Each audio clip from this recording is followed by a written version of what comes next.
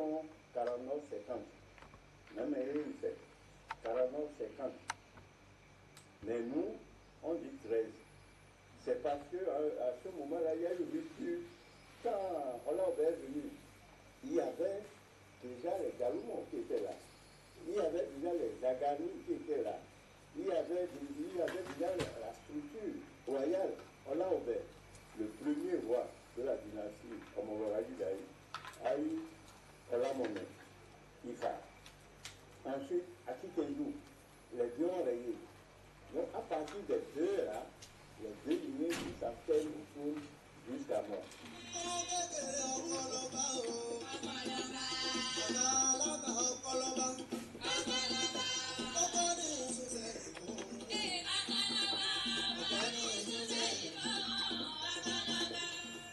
Après Akikendu, il y a eu Oba Otewa, c'est Ifa. Après Oba Otewa, il y a eu Oba Alamou, Akikendu, Akikendu. Par la circonstance des choses, Oba Alamou a été suicidé par un autre Akikendu. Donc, il y a eu Oba Akemou qui a signé le contrat de protectorat avec les Français. Donc, il y a eu deux Akikendu qui se sont suicidés. Après Oba Akemou, il y a eu Oba Adeboye, qui est Ifa.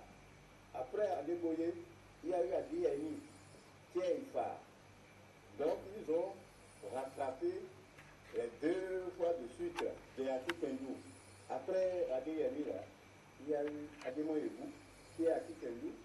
Après Ademoyebou, il y a eu Oba Adegeyeolu, qui est Ifa. Après Adegeyeolu, il y a eu Adebamise, qui est Akikendu.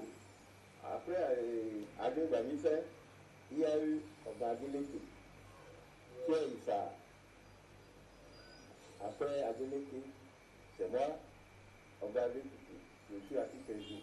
L'actuel roi Onitshabé Adetutu Akemou est le 13e roi et le 6e de la lignée des Akikendu. Il est porté au trône en 2005. Ma mission à moi, c'est de remettre à un Ifa. Si je ne remets pas à un Ifa, c'est que j'aurais trahi ma mission.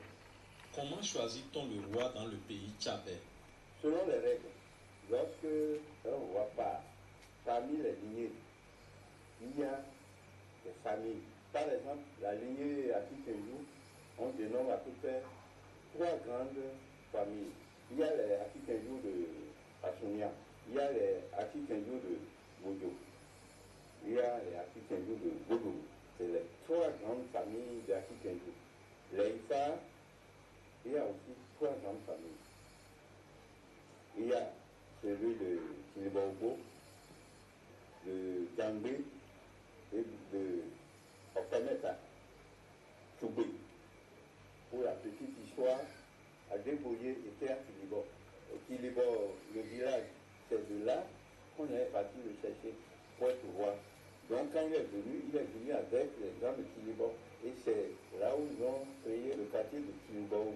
Je savais, par exemple, quand il fait sa vie de nettoyer, je donne mon exemple, c'était le tour de notre famille.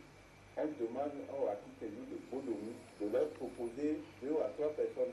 Donc, on propose et on soumet ça au collège des Idoyoba, les Zagani, là, qui font des enquêtes de moralité et consultent le phare pour choisir, même si les seuls ont fait le phare, est-ce que celui-là peut régner durablement et avec bonheur. Donc, le cas détermine. Après ça, on procède aux cérémonies rituelles d'improvisation. Les Tchabais tissent de très bonnes relations avec les autres ethnies au Bénin. Les liens séculaires intrinsèques entre les Tchabais et les Bariba en sont une illustration.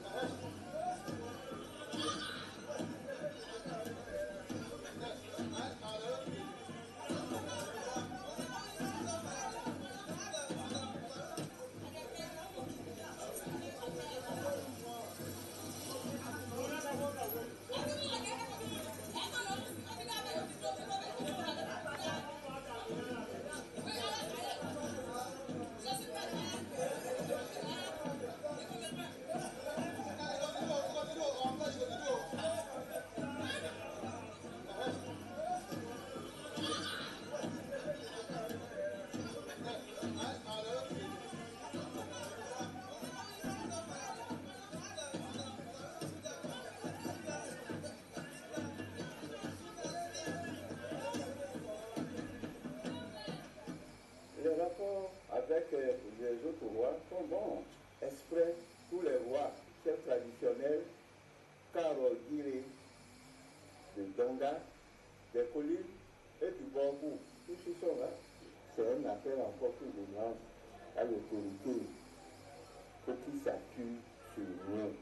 Cette forte délégation a représenté le roi de Parakou, Akbaki Bukukene, au palais royal de Savet, lors du Festival des arts et traditions Tchabé.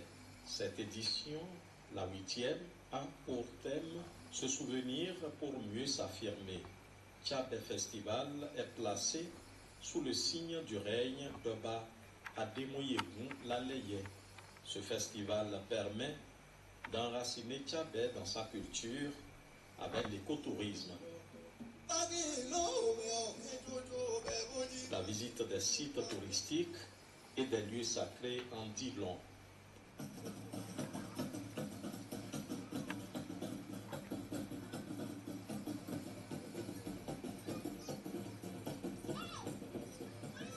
Le palais Fiditi, dernier lieu de refuge de la population lors des razzias, a été construit par le roi Otewa, 4e roi Tchabé.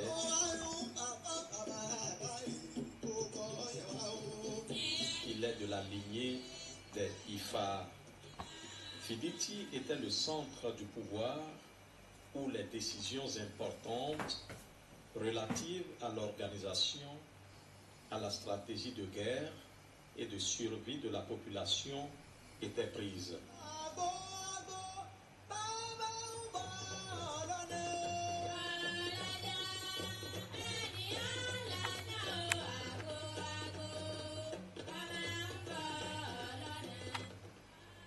Ce rempart est un véritable observatoire pour détecter et prévenir du danger. Il fait le tour de la cité inaccessible sur une longueur de 2 km. Ces blocs de pierre rassemblés le long du rempart défensif constituent la munition. Dès la présence de l'ennemi au bas des collines, les bras valides projettent ces blocs de pierre qui écrasent tout ce qui se trouve sur leur trajectoire. Les grottes royales jouxtent la citadelle Fiditi et constituent des abris pour les populations. La place des abeilles est constituée des espaces sacrés interdits à toute personne étrangère ne pouvant pas parler la langue tchabé. Sa violation déclenche la colère des abeilles qui assaillent la personne qui a parlé une autre langue.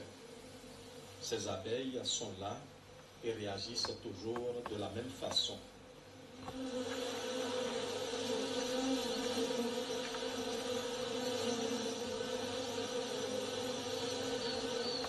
Le marigot à Oupon prend sa source au pied du premier groupe de grottes royales. Il était l'unique point d'approvisionnement de la population en eau pendant le siège. Elle ne tarit jamais. Tout le pays tchabé vient s'approvisionner en eau ici pendant la saison sèche. La flore est constituée essentiellement de hautes herbes tout le long du marigot à Oupon. On y trouve des essences médicinales et comestibles.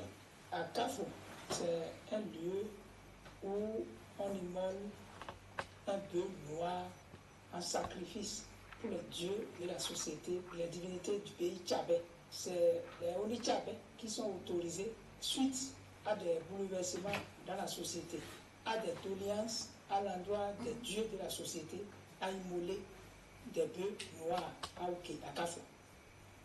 Le bœuf noir qui est immolé n'est pas traîné jusqu'à ce lieu.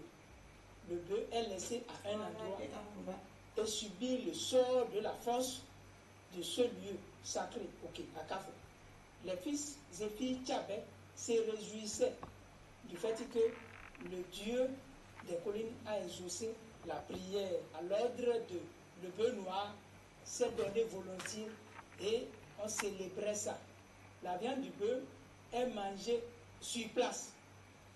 Le reste est jeté là. On n'emporte pas ça à la maison. On ne parle pas autre langue en ce lieu touristique, mis à part le tchabé original. La faune était jadis très diversifiée et la population y trouvait les compléments alimentaires nécessaires à sa survie.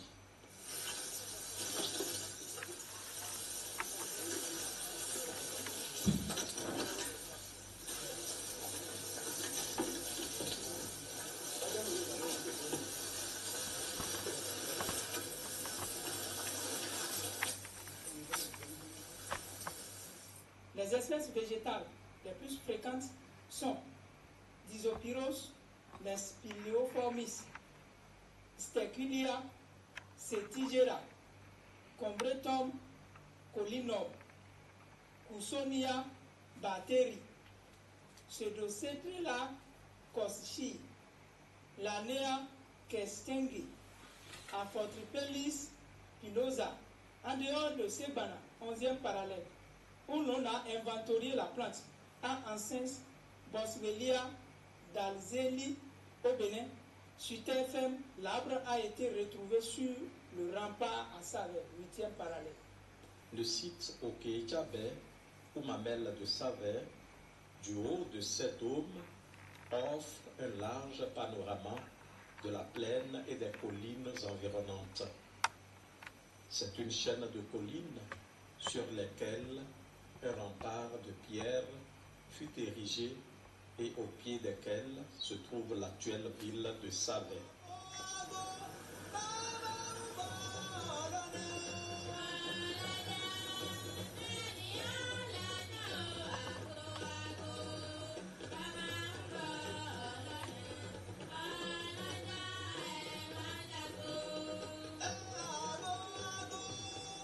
Le Tchabé Festival ne relève pas seulement de l'écotourisme, c'est également l'exposition du patrimoine historique et culturel tchabé.